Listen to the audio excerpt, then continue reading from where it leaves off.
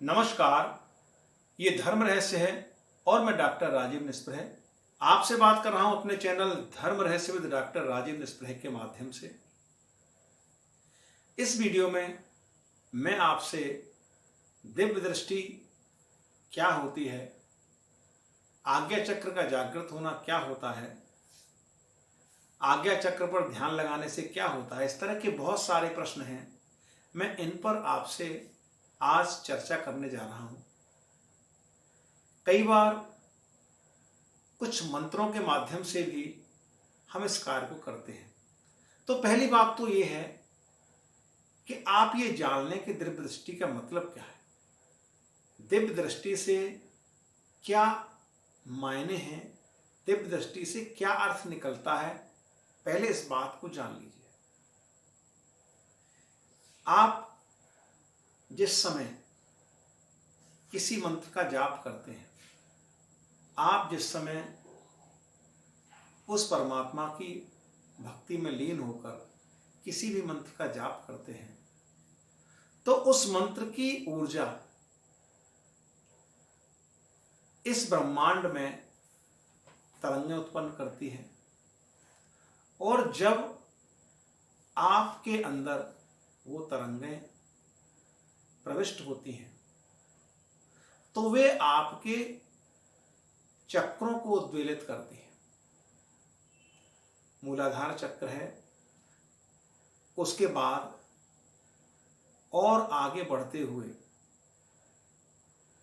दूसरे चक्र पर, फिर और आगे तीसरे चक्र पर, चौथे चक्र पर ऊर्जा उन चक्रों को उद्वेलित करती जाती है और इस प्रकार से उन चक्रों का सक्रियण बढ़ता है। वो चक्र आपके सक्रिय होते जाते हैं और अंत में जब ऊर्जा मूलाधार, स्वादिष्ठान, मणिपुर या नाभि चक्र, अनाहत चक्र, वाणी चक्र, आज्ञा चक्र पर पहुंचती है, तो फिर आज्ञा चक्र, जिसका स्थान हम दोनों भौहों के मध्य में थोड़ा सा ऊपर, जहां हल्का सा गड्ढा दिखाई देता है।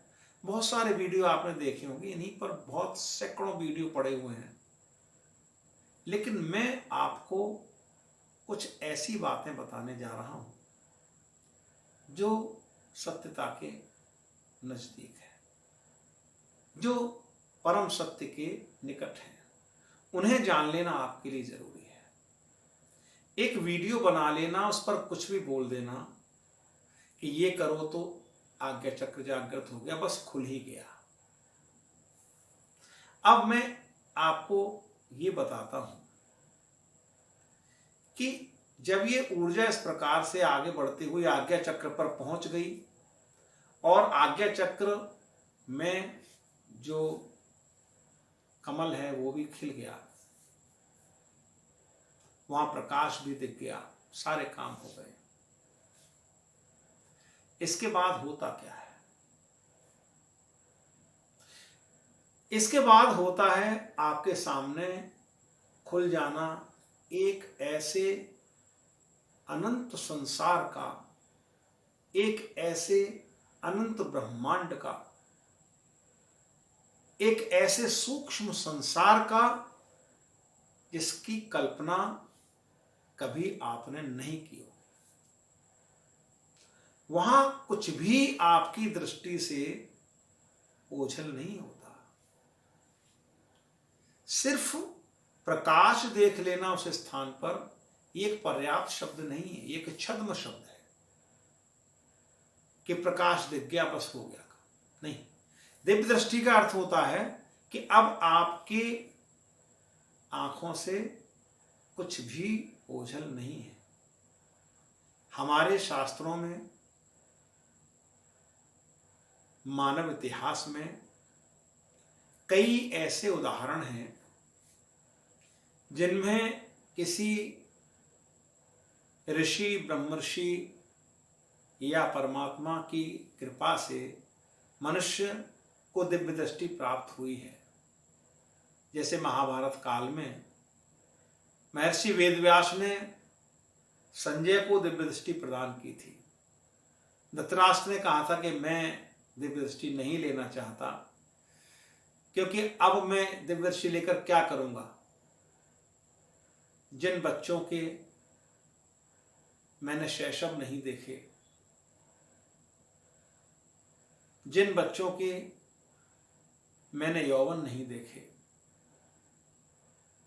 जिनकी क्रीड़ाएं नहीं देखी, आज उन बच्चों को युद्ध क्षेत्र में एक दूसरे के रक्त का प्यासा होकर एक दूसरे को मारने के लिए तत्पर होना, ये सब मैं कैसे देख सकूंगा। इसलिए मुझे प्रभु दिव्य दृष्टि नहीं चाहिए, आप चाहें तो संजय को प्रदान कर दें, ये मुझे बताते रहेंगे। तो वहां एक उदाहरण इस तरीके का एक उदाहरण है, इनको प्रदान की थी।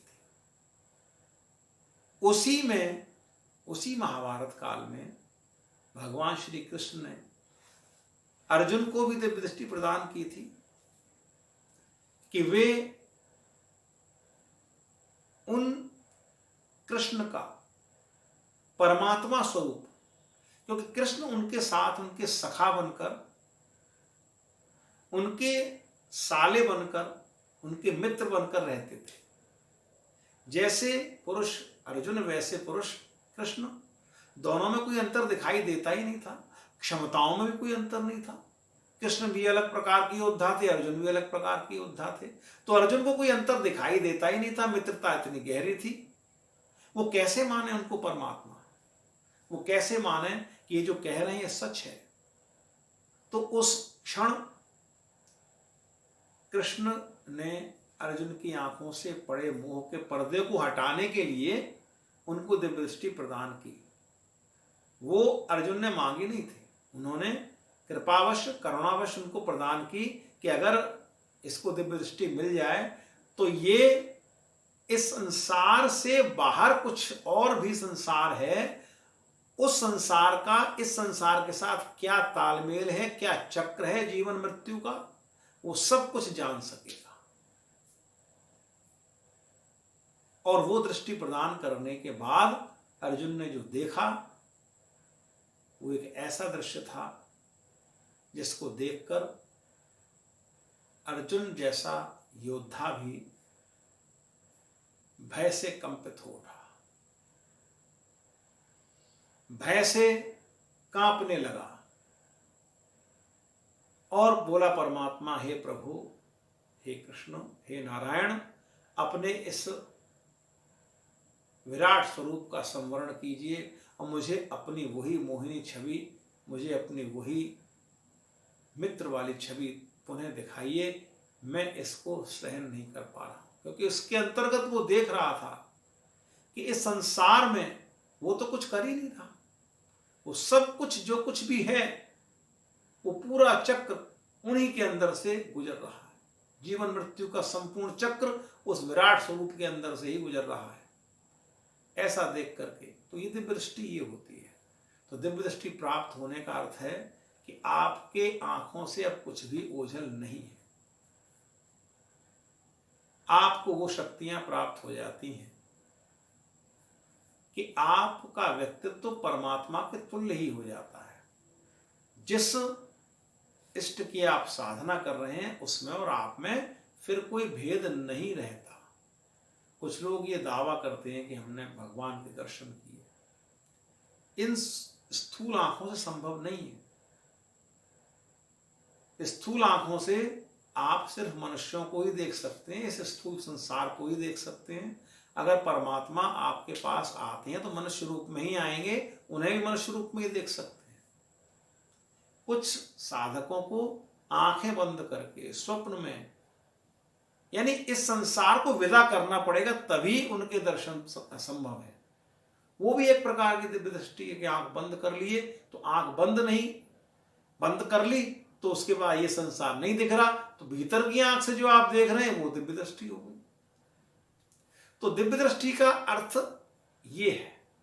दिव्य दृष्टि का अर्थ वो नहीं है जो आप सामान्य तौर पर जो लोग बता रहे हैं, जो आप देख रहे हैं वो सब है, ऐसा नहीं। तो आप इस फर्क को समझिए और ये इतनी आसान चीज नहीं है कि मैं आपसे कह दूं कि ये मंत्र को कर लीजिए और बस कल से हो जाएगा।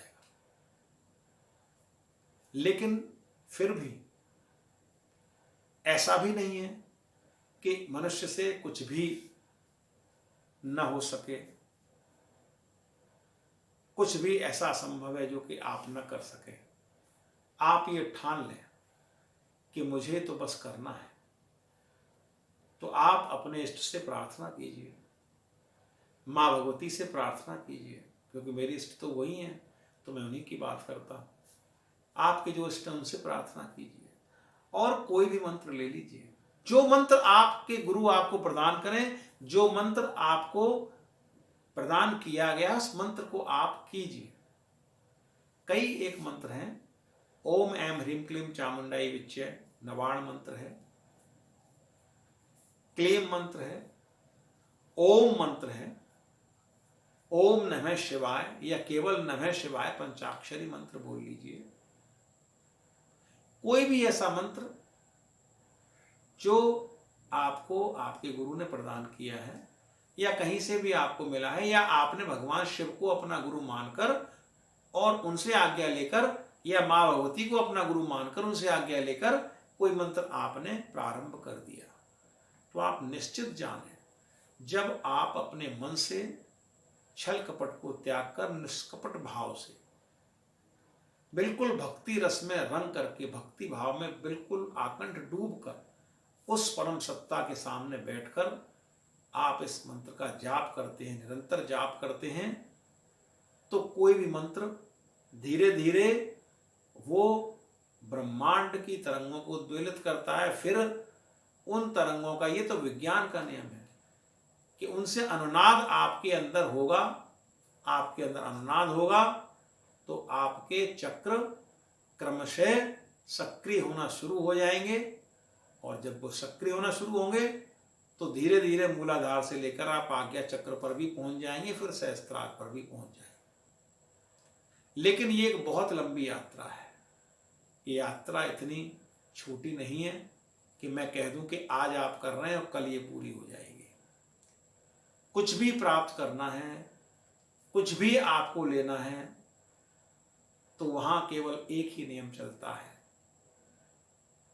सभी साधनाएं, सभी प्रकार के भक्ति, ज्ञान, कर्म के जो कुछ भी मंत्र हैं, वो सब कुछ प्रार्थना से प्रारंभ होते हैं हर पंथ, और प्रतीक्षा पर समाप्त होते हैं। तो आप प्रार्थना से प्रारंभ करिए, पूरे गहनता के साथ मंत्र को कीजिए, और फिर देखिए कि धीरे धीरे आपके चक्र जागृत होते हैं। अगर परम दिव्य शक्ति आपको या परम दिव्य दृष्टि आपको उपलब्ध नहीं होती है, तो माँ भगवती की कृपा से कुछ इस तरह की चीजें वे प्रसन्न होकर आपको कुछ भी प्रदान कर सकती हैं। दिव्य दृष्टि के रूप में वो आपको प्रकाश से लेकर के कुछ ऐसी चीजें ही प्रदान कर सकती है जिससे कि आप चीजों को देख सकें, लोगों के बारे में जान सकें। कोई व्यक्ति आपके सामने आया, उसके बारे में आपने बता दिया, ये भी एक प्रकार की दिव्य दृष्टि है। उसके पूरे परिवार के बारे में बता दिया, उसकी कष्ट के बारे में बता दिया, उसका निवारण भी कर दिया। दिव्य दृष्टि से ऐसा नहीं होता केवल देख लिया, निवारण भी कर सकते हो आप। एक अलौकिक शक्ति आपके अंदर उत्पन्न हो जाती है, ये आप ध्यान रखें। तो आप प्रार्थना से शुरू करें, प्रतीक्षा पर रुक जाइए, बस उन्हीं से प्रार्थना करिए कि वो जब प्रसन्न होती हैं तो आपको कुछ भी प्रदान कर सकती हैं। वहां किसी प्रकार की जोर जबरदस्ती, किसी प्रकार की अहंकार, कुछ भी वहां पर नहीं चलता। बस आपका निष्कपट बाल मन ही उन्हें ले जा सकता है। तो आप इनमें से कोई मंत्र ले लीजिए, उसका जाप करिए, निश्चित रूप से आपको ये सब प्राप्त होगा। आप जो भावना लेकर आप उनके सामने बैठते हैं, वो आपकी भावना अवश्य पूरा हो सकती है, अवश्य पूरी होती है, लेकिन इसमें समय निर्धारित नहीं है कब होगी। कभी कभी आपके कर्म अगर बहुत विकट हैं, बहुत भीषण हैं, तो आपको कई जन्म भी लग सकते हैं। और कर्म जितने आपके उनको समर्पित हैं, जितने आप निष्कपट भाव से, निरहंकार भाव से बैठे हैं, उतना ही शीघ्रता हो जाती है। तो आप शीघ्रता लेकर न बैठें, सिर्फ प्रार्थना प्रतीक्षा लेकर बैठें, आपकी मनोकामना अवश्य पूर्ण होगी। निरंतर जुड़े रहिए धर्म रहस्य विद डॉक्टर राजीव निस्प्रे से।